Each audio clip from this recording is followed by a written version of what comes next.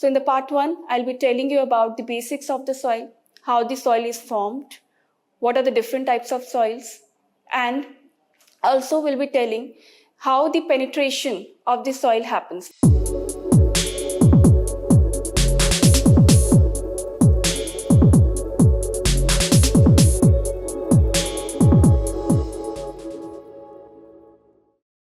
Good morning, everyone. Geography is a earthly subject, but heavenly science. Good morning, everyone. Again, Samishta this side from Plutus IAS. And here we are going to start the geography in detail. So the first topic that I'm going to take is soils. Soils is a very, very important part of prelims and the mains exams as well. A lot of people try to mug up in a very different way, but it's a science where you need to understand that it's just not a mugging part, but where you need to have a back of it. How? Through reasoning. So the reasons will be given by me that, for example, if a laterite soil is there, why the laterite soil is there in Karnataka, or why the alluvial soil there in coastal areas. So this is something that you need to understand. I'll be going part-wise. So in the part 1, I'll be telling you about the basics of the soil, how the soil is formed, what are the different types of soils, and also we'll be telling how the penetration of the soil happens. For example, the water penetration is happening in the soil. So why it is happening in that way? So let's start. So the basic definition of soil starts from, it's a thin layers, right? Whenever you travel, you must have seen that whenever you touch down different areas, for example, if I'm touching down Karnataka or maybe Assam, so you'll be able to see that Karnataka, whenever we touch down through airplane, we see kind of reddish and orangish soil is there, right? And when we touch down the Assam or Guwahati, so we'll be able to see that there is a kind of alluvial soil there, right? It's very muddish soil. So these all are the traces that we can find in everyday life. Geography is nothing but what we observe in our everyday life. We need to just observe more.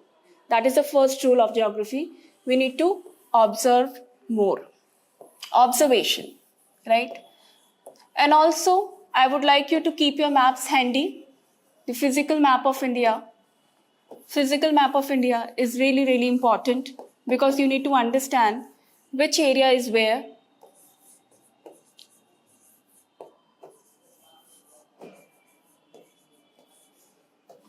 This is really, really important. So please keep your maps handy. And also over the period of time, you will learn that how to draw the map. If you draw the map, there is one trick. If you want to fetch more marks in mains, draw more maps in geography. Obviously, along with the content, not only the content you will be using, but with the maps you will be supporting your answer. It's very easy. And with the practice and handwriting, practicing more and more, you will be able to understand that how easy it is to draw the map, right? Draw it with me and you will understand. Now, getting back to our topic, I'll be giving you these small tricks in between, so then you can implement it in your daily routine, right? Start with a basic definition of soil. What is soil? It is a thin layer, right? It is a thin layer of the Earth's surface, a very thin layer of the Earth's surface. The top layer of the Earth's surface is called soil, right? A very, very basic definition that we have been learning from class 8th. It's not new to anyone. It's not new. It's a basic definition, but still important. Why? Because we need to understand in the later part that soil will be having the different bifurcations also. It is having a different layer. So to understand that, we need to have the fundamental knowledge of the soil, right? A basic definition you need to write is soil is a thin top layer on the Earth's crust comprising rock particles mixed with organic matter. Also, if we are studying the soil, then what it is called? We must be having some name for it, right?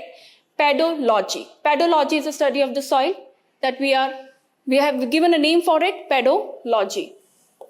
Pedology.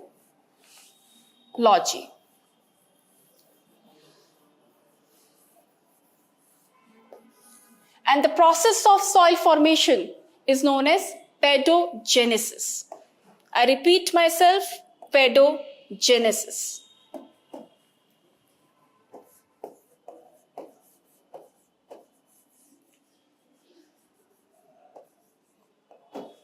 Right? So these are the basic terminologies of science of the soil. Now, coming to the soil texture. We have been to the Rajasthan, we have been to the coastal areas, we have been to the Himalayas, right? Everybody must have gone to the different parts of the country, right? But we weren't aware of what kind of soil is there, right? We have that in our mind, but we have never analyzed about the type of the soil that we are encountering with, right? For example, if you visit to Jaisalmer or you visit to Udaipur, right, you'll be able to see that the soil type is quite different, right? Hindi में उसको बोलते हैं रेता वाला soil, right? So वो जो soil है, which is called the silt and sand, right? Silt and sand. If I talk about Rajasthan, you'll be able to find what kind of soil? You'll be able to find the sandy soil. Haven't you seen the sandy soil, how it is? You just hold that soil and you won't be able to hold it for a longer period of time. The more you will tightly hold it, the more it will go out of your hand. So these sandy soils are found in Jaisalmer, in Rajasthan area, and some parts of Rajasthan and surrounding areas. So these are the sandy soil, right? And then come the clay soil. When you visit Maharashtra or maybe Gujarat or the other parts surrounding the Maharashtra, you will be able to see the clay soil. A blackish soil, a darkish soil you will be able to see, which is clay soil. And then when you will visit which part of the area? You will visit the northern Indian area. For example, you visit Delhi and surrounding areas, Uttar Pradesh, you will be able to see what kind of soil there. The type of the soil is loamy soil, right? Loamy soil.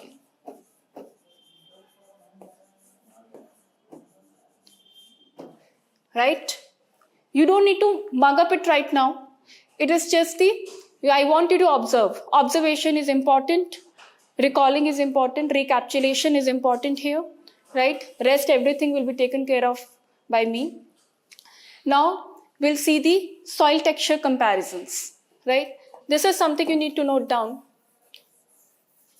A definition is must because it needs to be documented. Because the more marks you will get only by writing. So the first thing that you need to document is what are soils, right? Different types of soils. So if these soil particles are big, those are the sandy soil. In sandy soil, what will you observe? You will observe that the big particles, or instead of particles, you can write granules. Big particles and granules. Sandy soil is a granular soil. It's a granular soil that contains small rocks and mineral particles. It contains small rocks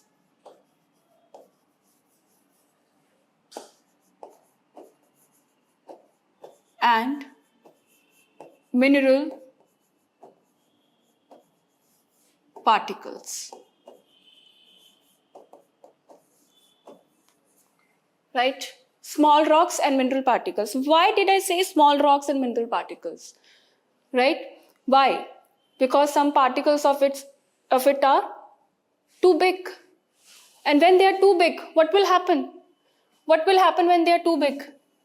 For example, I'm taking a different color pen. This is big, right? So they will be at a distance.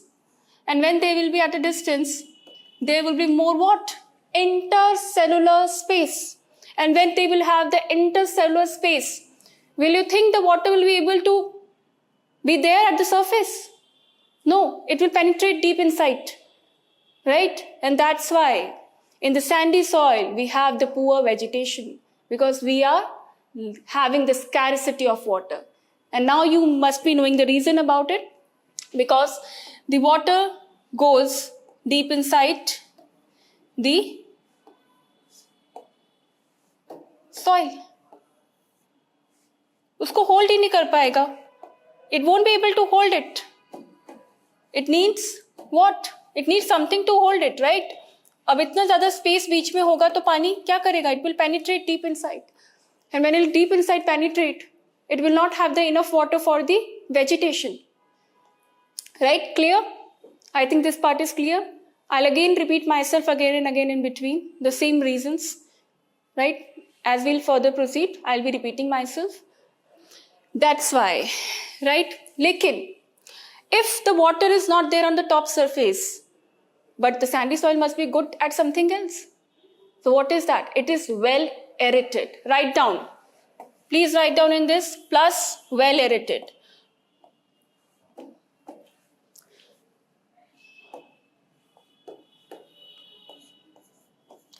Big particles, it contains small rocks and mineral particles, and it is well aerated soil. It is well aerated soil. हवा आसानी से जा सकती है वहाँ पे, ठीक है? It is having the abundance amount of aeration, right? Next, we'll go to the clay soil. अब राजस्थान से हमें कहाँ जाना है फ्लाइट लेकर? We have to go to Maharashtra. Maharashtra, we have taken a flight for Maharashtra, right? And the other parts of it also. Some parts of Karnataka also, right? वहाँ पे हमें क्या मिलेगा? We'll find clay soil. ठीक है? बहुत जगह भी मिलता है. We'll have the discussion about it.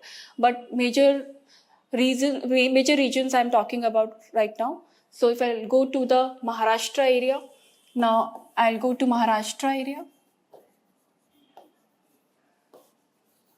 What I'll find? I find clay soil. These regions are just the way to make you recall about these soils, right? आपको ऐसे याद नहीं करना है. Do not learn geography without the remembrance of regions. The more you'll mug up, the more you will be in the mess, right? So the clay soil is having what? It is made up of what? It is made up of the basalt. It is made up of the basalt, right? And what is basalt? Basalt is nothing but parts of a volcanic lava,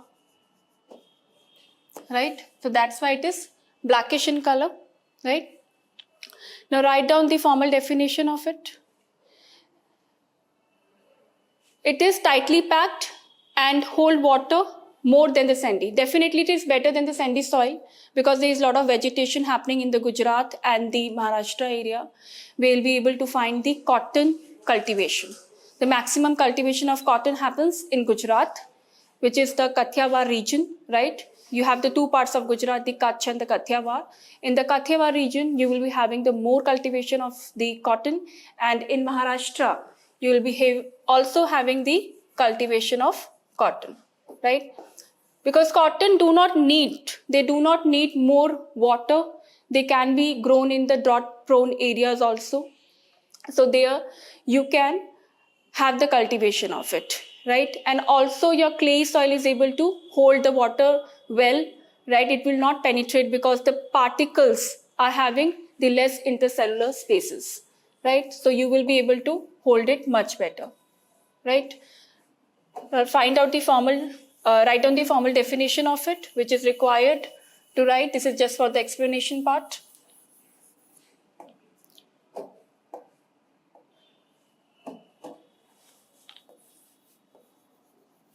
Clay soil.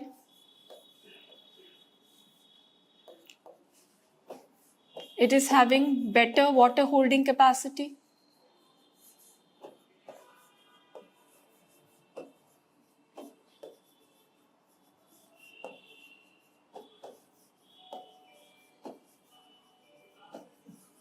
Holding capacity.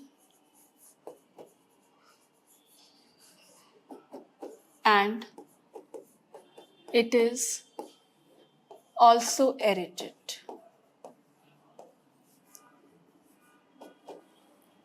It is good for the cotton cultivation. This is just an introduction part. We'll do every soil in detail, but these are the basics one, right? Next, we'll move to the loamy soil. What is loamy soil? It's a mixture of both. So when you have the fine particles also, and you'll have the big particles, so the mixture of it will be the best suited soil for the cultivation. That's why we have the most of the crop production and crop yield in the alluvial soil in the northern areas, right? And where the alluvial soils are found. So we also call it the loamy soil. So loamy soil is a mixture of sand, clay, and silt, right? It's a mixture of loamy soil is a mixture of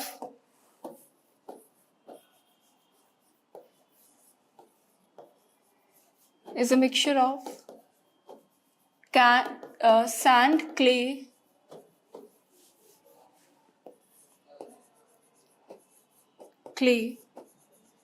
and silt. And it is best suited